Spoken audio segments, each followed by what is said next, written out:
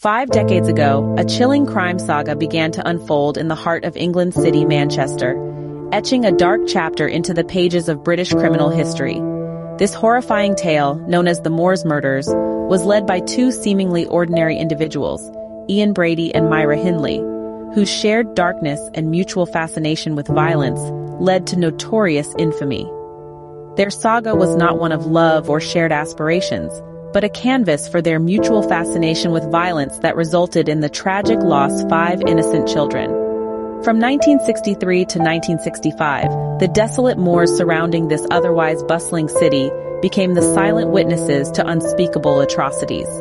Each victim, a child or teenager lured away from safety, subjected to unthinkable acts of cruelty, and then buried in the lonely expanse of Saddleworth Moor. Brady, a stock clerk obsessed with Nazi philosophy and sadistic literature, and Hindley, a typist entranced by Brady's dark charisma, set out on a chilling spree that sent shockwaves throughout the nation and forever scarred our collective consciousness. As we delve deeper into the shadowy moors, a chilling story of crime and punishment await. And so our journey into the heart of this nightmare begins.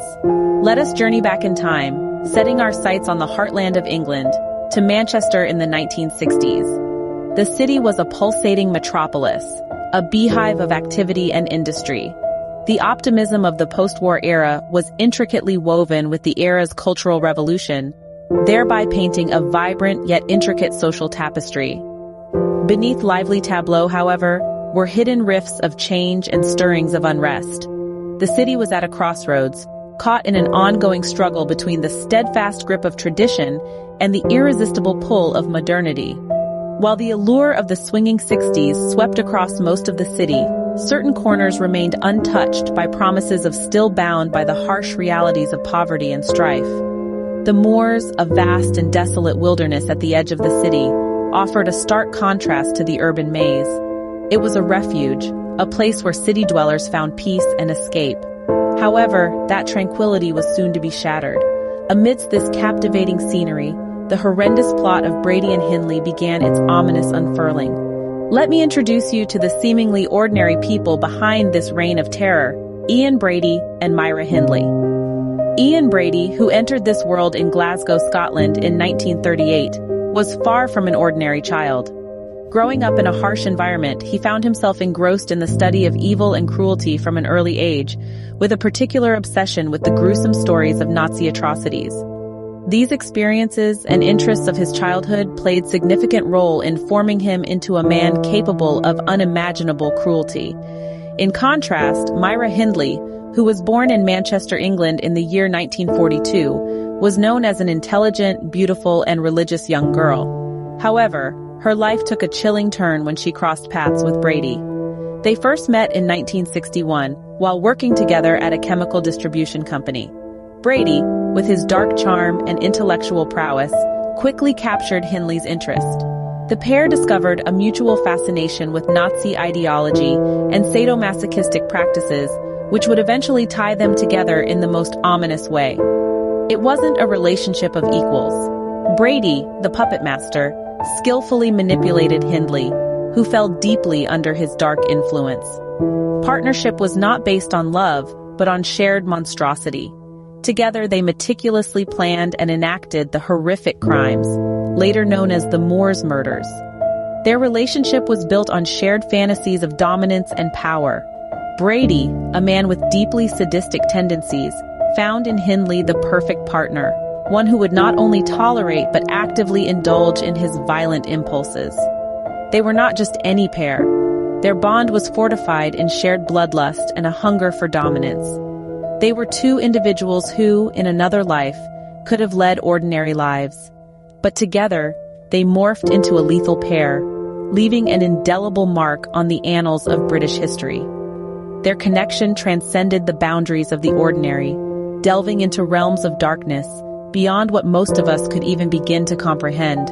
Together, they ventured down a path that resulted in the tragic loss of innocent lives, sending ripples of shock and horror across the nation. The Moors Murders claimed the lives of 5 innocent children, each with a unique story, each dearly loved and each heartbreakingly taken far too soon. The first victim, Pauline Reed, was just 16. Known for her lively spirit and love for dancing, she was snatched away while on her way to a dance, and sadly, she never got to showcase her dancing skills again. Following Pauline was John Kilbride, a jovial 12-year-old boy, deeply loved by his family. He was tricked and taken away from a market where he was working to support his family, his cheerful disposition silenced forever. The third victim was Keith Bennett, a reflective 12-year-old with a passion for reading. His life was abruptly ended when he vanished while heading to his grandmother's house, a journey he was never able to finish. The youngest victim was Leslie Ann Downey. At only 10 years old, this lively and radiant girl was abducted from a fairground on Boxing Day. Her day of joy turned into a horrifying ordeal. The final victim, Edward Evans, was a robust 17-year-old sports enthusiast. His life was mercilessly cut short in the final gruesome act by Brady and Hindley. Each of these children's premature departure left a permanent scar on the hearts of their families, their community, and indeed the entire nation. Their innocence was stolen, but their memory serves as a chilling reminder of the malevolent force that once lived among us. The aftermath of the Moors murders reverberated far beyond the loss of innocent lives. These heinous crimes perpetrated by Ian Brady and Myra Hindley shook Britain to its core, forcing a reconsideration of our societal values and law enforcement methodologies. The initial investigation into the disappearance of the children spotlighted gaps in police procedures, prompting a significant transformation. The understanding that quick and coordinated action was crucial in situations involving missing children was amongst the lessons learned. The Moors murders served as a chilling wake-up call, emphasizing that every moment is crucial when a child's life hangs in the balance. Alongside changes in law enforcement, these crimes catalyzed an evolution in societal attitudes around child safety. Parents, educators, and community leaders developed a heightened sense of vigilance, recognizing the potential threats that could find their way from the shadows. The seeming assault on childhood innocence demanded a collective effort to safeguard it. The enduring impact of the Moors murders, however, is perhaps most visible in the lives of those left behind, the families of the victims. Navigating a terrain of unimaginable grief and loss, their strength, fortitude, and tenacity truly embody the indomitable human spirit. Their stories serve as a beacon of light in the dark, a reminder that even the longest shadows of evil cannot snuff out the light of love and resilience. The community, too, carries the scars of these gruesome crimes.